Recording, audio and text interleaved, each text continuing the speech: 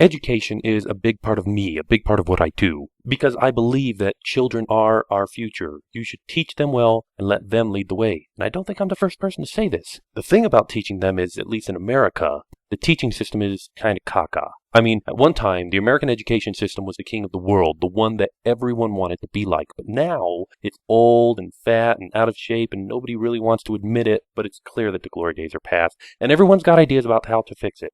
Some are saying it needs to cut its roots to the industrial age that spawned it. Some are saying we need to privatize it because, well, the business model fixes everything, right? The thing is, unless you've been in the trenches trying to keep the focus and attention of increasingly distracted children, I don't think you're qualified to comment on the situation. Now, I have been a teacher, and I think the solution is simply using the tools that we have to teach more effectively. Use the same technologies that are distracting the students to teach them. I see educational technology on a line that I call the Hanna-Barbera scale. On one end, we have the Flintstones, cavemen grunting their instructions to the tribe. On the other end, we have the Jetsons, where each student puts on a VR headset and gets personalized instruction beamed directly into their brain. And we're still leaning towards the cavemen when we should be teaching like the Jetsons. I mean, come on. This is 2011. 11 years past the future already. Why are we still scratching images on the wall and grunting to our tribe? Granted, our scratchings have evolved somewhat. We've gone from cave paintings to chalkboards to colored chalk, woo,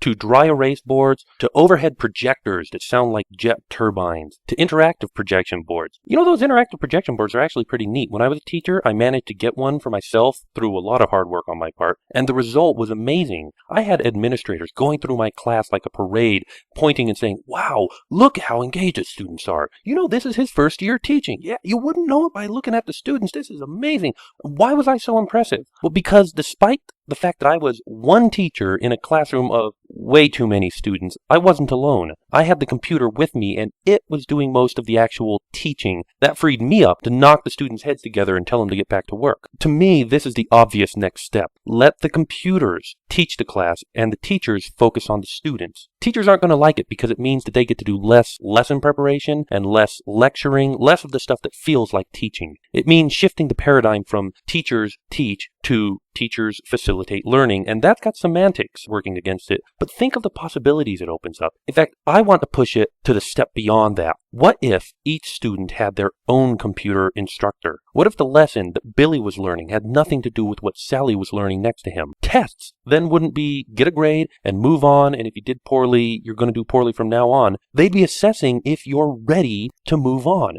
I'd structure things like this: a short lecture, no more than 3 minutes, followed by an ungraded sandbox-like activity, though the student is never told that it's ungraded, but they can stay there for as long as they want within some reason and can go back and watch the lecture, and when they're ready, hit them with the test. And if they pass the test, they go on to the next lesson, and if not, they go back to the start. Maybe we could even have 3 variations of each lesson so that if they have to restart, it doesn't feel like they're restarting, like a video game with branching paths. Actually, you know, this whole thing is kind of video game-like. Start with a tutorial, then the leveling up, then the boss battle. If you lose, you go back to the save point. You know, the vocabulary is completely different, but the idea is there. As an aside, that's what gamification should be to me. Not trying to change the way things are to make them more like a game, but using the lessons and templates of video games to identify what's already being done and magnify it. I don't think education needs achievements. They've got gold stars and have for years, but achievements have shown us that everyone still loves gold stars, so don't stop doing them just because you're out of primary school. But I digress.